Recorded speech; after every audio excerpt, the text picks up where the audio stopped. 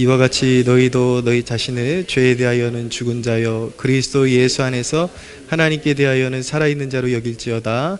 그러므로 너희는 죄가 너희 죽을 몸을 지배하지 못하게 하여 몸의 사욕에 순종하지 말고, 또한 너희 지체를 불의의 무기로 죄에게 내주지 말고, 오직 너희 자신을 죽은 자 가운데서 다시 살아난 자 같이 하나님께 드리며 너희 지체를 의의 무기로 하나님께 드리라. 죄가 너희를 주장하지 못하리니 이는 너희가 법 아래에 있지 아니하고 은혜 아래에 있습니다. 아멘. 네, 오늘은 식사 이후에 대청소 있는 날입니다.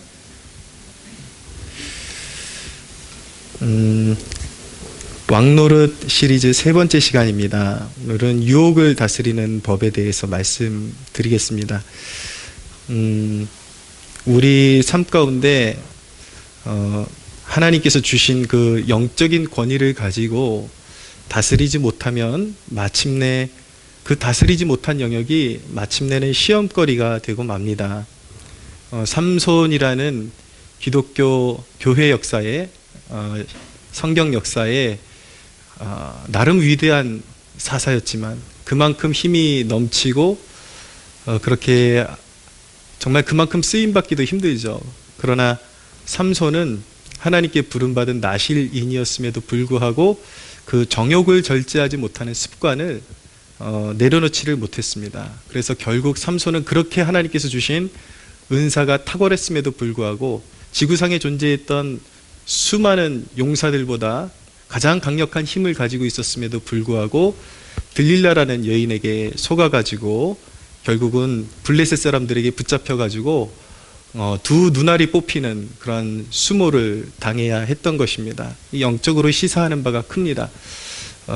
우리가 거듭나고 예수님 믿고 죄를 다스리라고 말씀하셨는데 죄와 싸우지 않고 유혹을 제때 그것을 다스리지 않으면 이거 언젠가 그냥 사라지겠지 그러다가 그냥 거기에 묻어서 살고 그 죄된 습관을 버리지 않으면 그것이 마침내 영적으로 두 눈을 뽑아버리는 그런 이제 비참한 일들이 일어나게 되어 있는 것입니다. 제가 목양을 하면서 깨닫게 된 한 가지 사실은 무엇이냐면 주님을 영접했다고 할 때에 그 영접이 진짜 영접인지 아닌지 그것을 어느 정도 가늠해 볼 수 있는 기준치가 있다는 것을 발견하게 되었습니다. 기독교의 모든 그런 어떤 진리에 관해는 동의를 해요. 예수님 믿으면 구원받는다. 저 예수님 사랑해요. 예수님 믿기로 결단할 거예요. 오늘부터 믿기로 결단했어요. 그런데 이제 예를 들어서 이제 기독교 교회에 완전히 입문시키기 위해서 이제 양육을 하다 보면은 어떤 부분이 걸리는 부분이 있어요. 그 삶 가운데 죄악된 부분들, 아직 내려놓지 못한 부분들, 옛사람의 습관들이 있어서 이 부분 내려놓을 생각이 있느냐 이렇게 물어보면 나중에 내려놓을게요 라고 말하는 사람들이 있습니다. 나중에, 지금 준비가 안 됐습니다. 그러면 저는 약간 깨름직하면서도 이 사람이 그래도 믿는다고 했으니까 진실성이 있겠지. 그리고 그 부분은 하나님이 판단해 주셔야지 내가 뭐 당신이 거짓되다 뭐 그걸 어떻게 믿냐라고 제가 따지고 들어갈 수는 없잖아요. 그러니까 믿겠다고 하니까 일단은 모든 절차를 밟고 교회에 그런 입교시키는 그런 절차를 밟습니다. 근데 나중에 가서 시간을 돌이켜 보면은 나중에 내려놓을게요 이렇게 대답하는 경우에 그것이 열매가 되는 경우를 거의 보기가 힘들다라는 사실을 깨닫게 되었습니다. 처음 믿을 때 그런 어떤 우상 숭배의 문제, 조상 제사 문제, 그리고 술 마시는 문제 이런 것들을 이제 내려놓고 믿는 게 좋습니다. 애초에 처음부터 그리스도인이 되기로 결단하기로 했다면 애초에 처음 믿기로 결단했을 때 그런 것들을 내려놓지 않으면 대부분은 나중에 내려놓을게요 라고 하는 것이 그것이 참 오묘한 게 단순히 습관의 문제고 그냥 별거 아닌 것 같은데 그게 굉장한 메시지를 가지고 있습니다. 아직 술 마시는 것도 내려놓지 못하고 여러 가지 기독교 교리에 반하는 그런 생활의 습관을 내려놓지 못하고 나중에 내려놓겠다고 했을 때에 그게 왜 문제가 되냐면 그냥 단순한 습관 같은데 거기에 세속성과 아직 세상을 버릴 마음이 없다라는 메시지가 거기에 담겨 있다라는 것을 알게 되는 것이죠. 그래서 결국에는 오래 가지 못하고 세상적인 문제로 결국은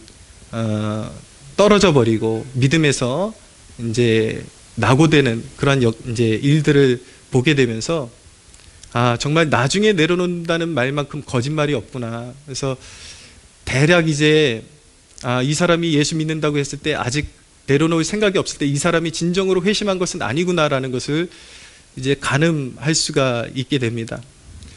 그런 이제 면으로 따졌을 때에 정말 예수님께서 말씀하신 것처럼 예수님께서 마지막 날에 믿는 자가 이렇게 적으냐라고 주님께서 말씀하셨는데, 정말 교회 안에 정말 진실된 믿음을 가지고 주님을 따르는 사람이, 그리고 따르기로 결단한 사람이 몇 명이나 될까 참 우려스럽습니다. 근데 이런 말씀을 전하는 이유가 무엇이겠습니까?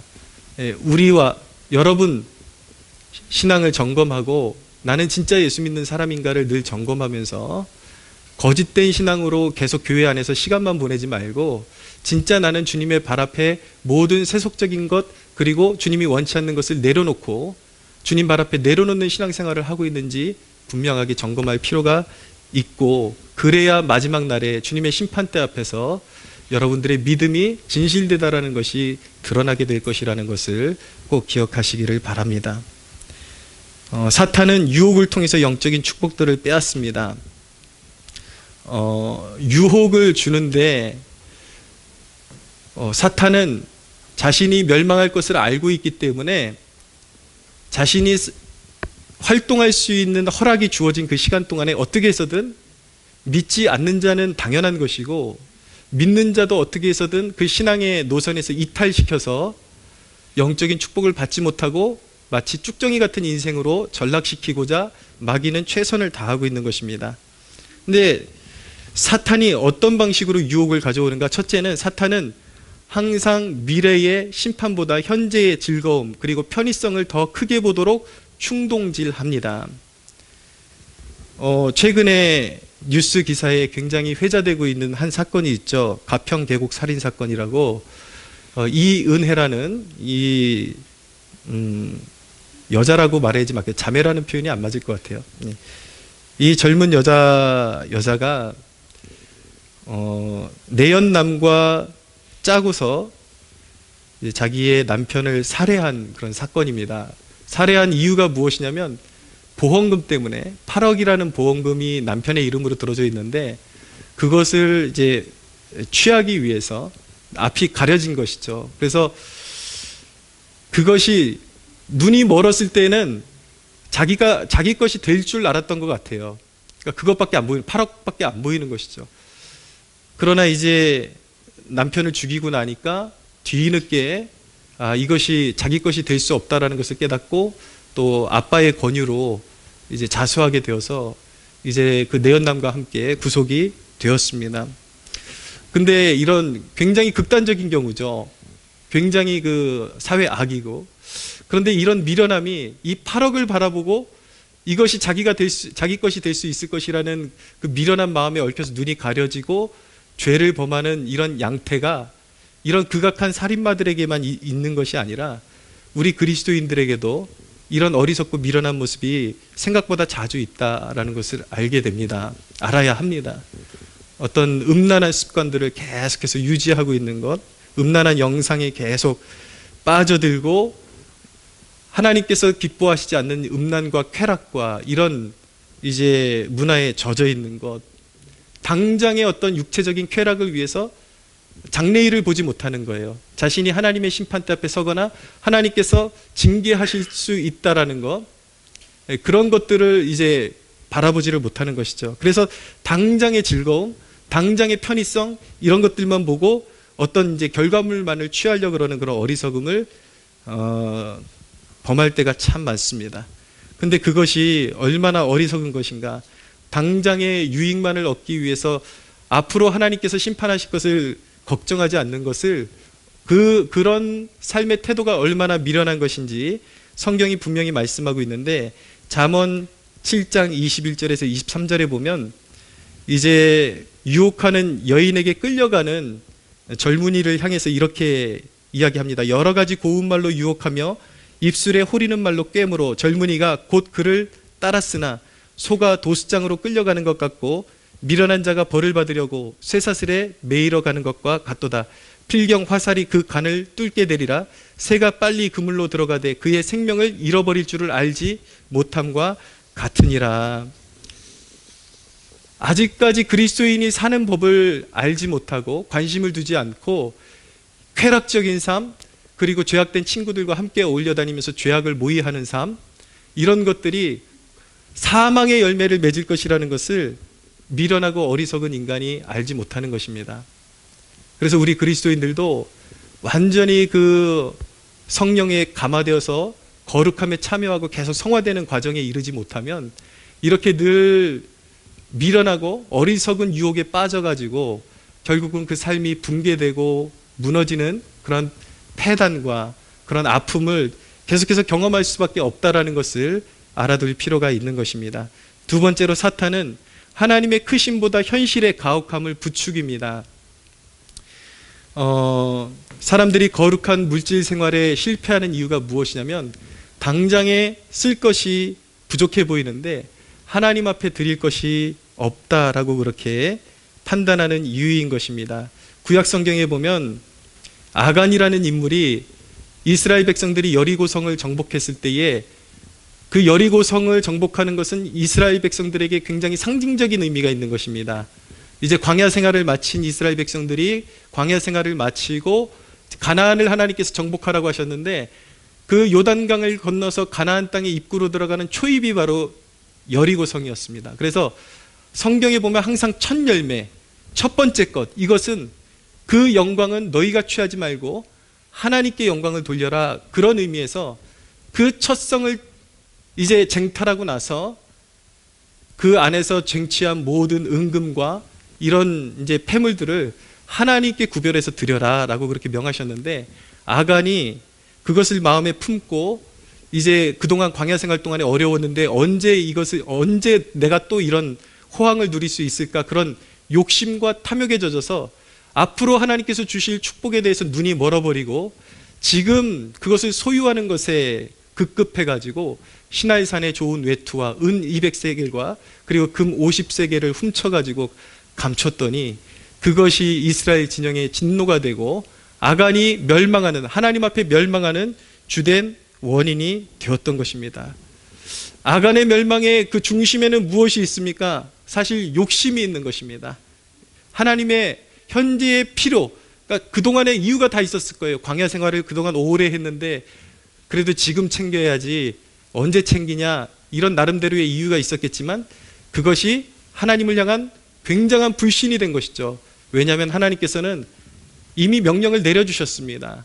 여리고성에서 취한 것들은 다 나에게 바치고 그 다음에 아이성에서부터 취할 때는 그 전리품은 너희가 가져라 라고 이렇게 말씀해 주셨는데 하나님의 약속, 하나님께서 우리를 향해서 이미 필요한 것을 예비하고 계시고 오히려 주기를 원하신다라는 것을 의심하기 때문에 지금 당장 없는 것, 하나님께서 축복을 주셔도 어리석은 사람들은 지금까지 내가 이렇게 어렵게 살아왔는데 이제 좀 트이는데 지금 빨리 모아야지 이걸 어떻게 하나님 앞에 드리냐, 이제 그런 마음을 가지고 하나님 앞에 정성스럽게 드려야 할 예물을 드리지 않게 되는 것입니다.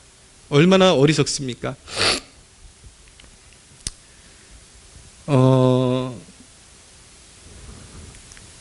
제 아내가 저에게 해준 이야기가 하나가 있는데 이런 페이스북이나 뭐 이런 미디어에 보면은 일하시는 목회자들에 관한 그런 모임이 있습니다. 거기서 어떤 목사님이 글로 써놓으신 게 무엇이냐면 본인이 일해가지고 이번 부활절에 성도들에게 헌금을 오히려 걷는 게 아니라 봉투에다가 본인 월급을 다 넣어가지고 성도들한테 나눠줬다라는 거예요.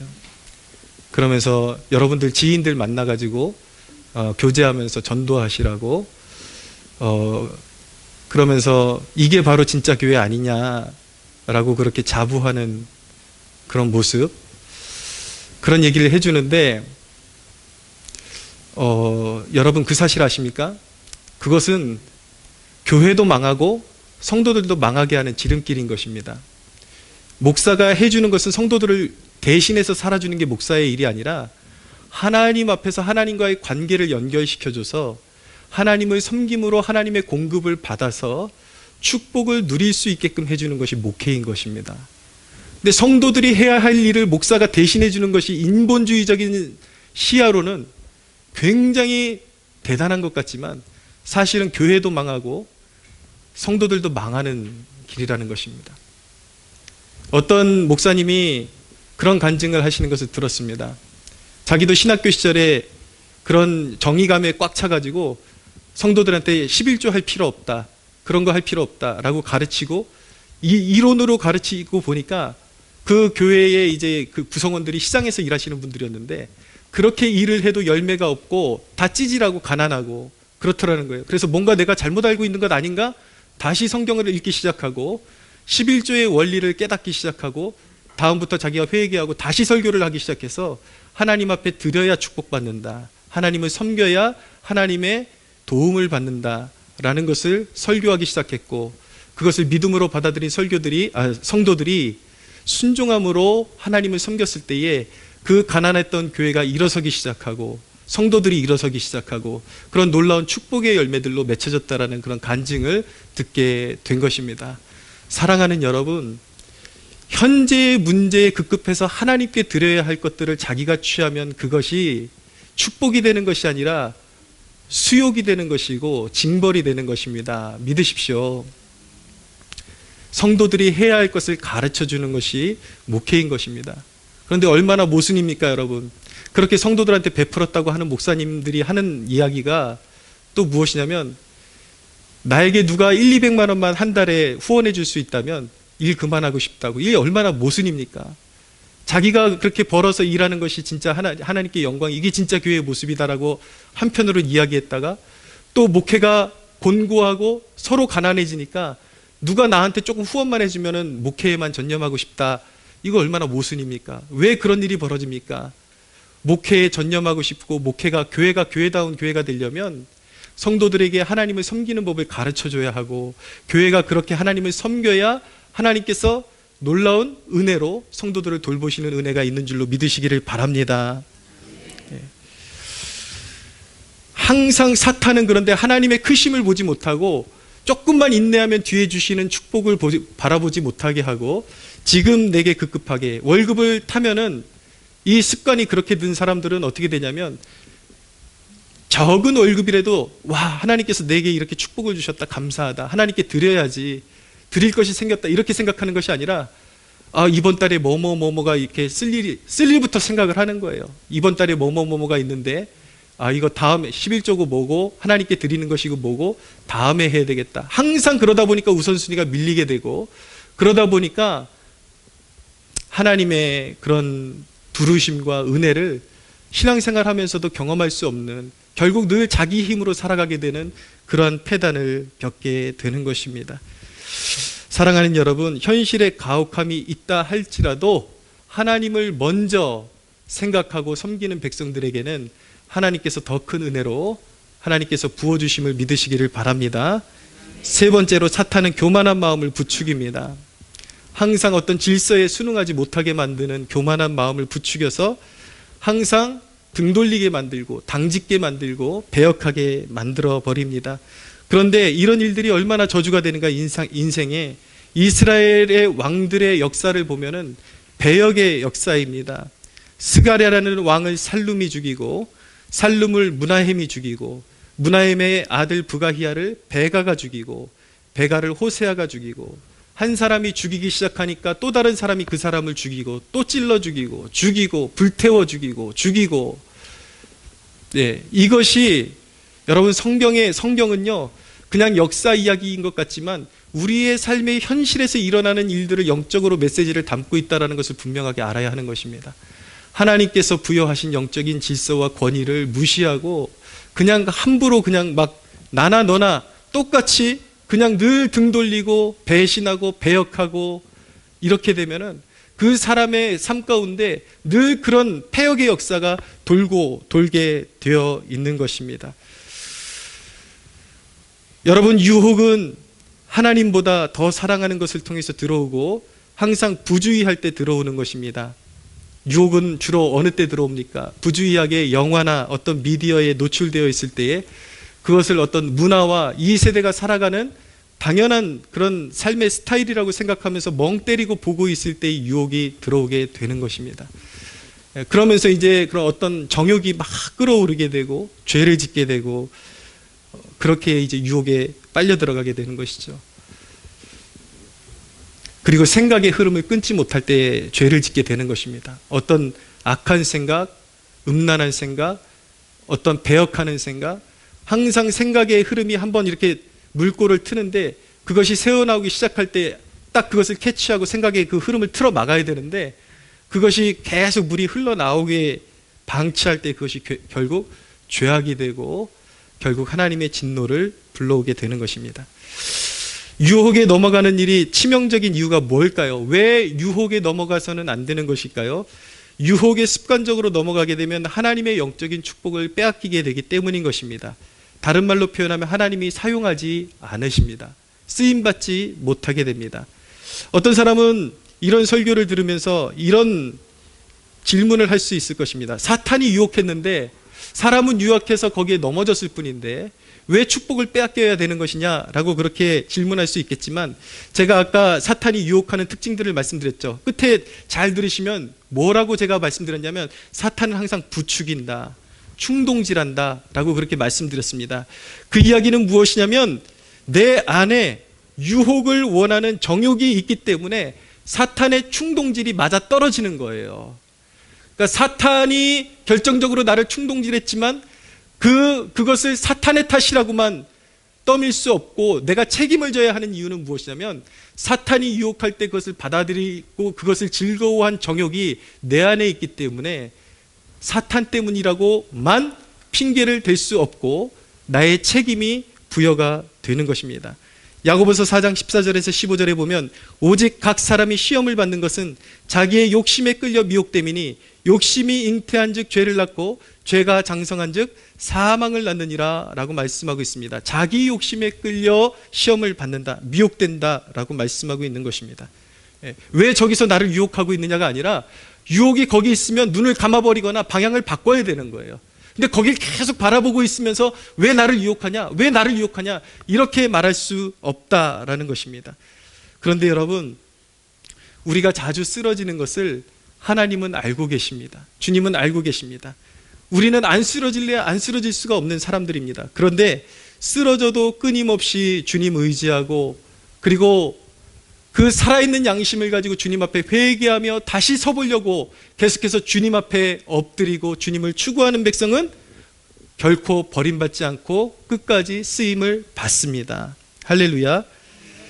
그러나 지금 말씀드리는 것은 무엇이냐면 아예 습관적으로 더러움을 방치하거나 그런 어떤 육신의 것을 습관처럼 선택하는 그 그릇은 그 사람은 버려지게 되는 것입니다. 이것이 얼마나 무서운 일인지 아십니까? 우리는 구원의 영원성을 믿습니다. 우리가 예수님을 진심으로 영접했다면 성령께서 우리 안에 내주하고 계시고 영원한 성령의 내주가 있습니다. 그러나 그 구원의 영원성을 믿는 성도들이 알아야 되는 것은 무엇이냐면 촛대가 옮겨질 수 있다는 그 말씀을 두려움으로 받아야 하는 것입니다. 하나님께서 우리가 얼마나 속으로 아직도 부패함이 역사하고 있고 연약한지 아시는데 하나님께서 우리 마음대로 하도록 내버려 두셨을 리가 없죠. 우리를 항상 경각심을 갖도록 하나님께서 어떤 장치를 해놓으셨는데 우리가 영원한 구원에 참여했음에도 불구하고 우리가 더러움의 자신을 방치하고 죄악과 벗삼아 산다면 그리고 시험을 습관적으로 물리치지 못하고 그렇게 유혹에 타협하면서 산다면 촛대가 옮겨지는 것입니다. 무엇이냐면 하나님께 쓰임받지 못하게 되는 것입니다. 여러분, 항상 세상과 타협하고 유혹과 타협하고 그리고 하나님께서 주신 물질에 대한 청지기직을 외면하고 그리고 영적으로 더럽혀지고 자기 스스로 마음을 높이고 이렇게 되면요, 영적인 직분, 하나님께서 그 사람마다 주신 영적인 직분이 있습니다. 교회에서 주는 집사 권사 말고도 하나님께서 어떤 사람에게는 물질을 계속해서 흘려보낼 수 있는 청지기의 복을 주신 분이 있고 어떤 사람은 사람을 위로하고 사람을 세우고 리더십을 행하고 이런 영적인 직분들이 있는데 그런 더러움이 계속 쌓이게 되면 하나님께서 쓰실 만한 그릇이 되지 못하기 때문에 결국은 버림받고 결국은 허송세월을 보내는 그러한 비참한 상황 가운데 살아야만 하는 것입니다. 에서는, 구약 성경에 나오는 에서는 장자의 직분을 소홀히 여기다가 자기가 사냥을 잘하고 그러니까 이 장자의 직분이 나에게 무겁기만 한데 뭐가 좋아? 그러고 팥죽 한 그릇에 동생 야곱에게 장자의 직분을 팔아먹었다가 모든 축복을 빼앗겼습니다. 그런데 여러분, 여기서 모든 축복을 빼앗겼다는 것은 사람들이 착각하는데 육신적으로 보면 에서도 축복을 받았습니다. 거대한 민족을 이루었고 많은 우양을 키웠고 세상적으로 보면 축복을 받은 거죠. 그러나 에서가 모든 축복을 잃어버렸다는 것은 무엇이냐면 하나님께서 에서와 그의 후손들과 영원토록 함께 하시면서 하나님이 그의 삶을 보증하시는 영적인 축복들을 송두리째 잃어버렸다는 것입니다. 그의 영원히 멸망하는 길로 가게 되었다는 것입니다. 사랑하는 여러분, 하나님께서 주신 영적인 직분들을 귀히 여길 수 있는 여러분들 되시기를 바랍니다. 사울은 스스로를 높이고 하나님의 말씀에 불순종하다가 사탄에게 질질 끌려다니다가 멸망하는 신세가 되었습니다.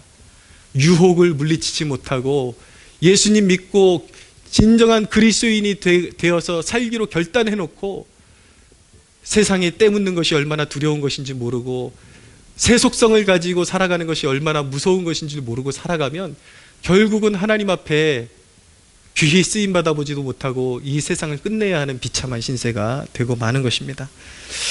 그래서 여러분, 유혹을 다스려야 되는데 유혹을 다스리기 위한 조언을 몇 가지를 드리고 말씀을 마치겠습니다. 첫째, 내 육신이 지배권을 상실하도록 성령의 지배를 받아들여야 하는 것입니다.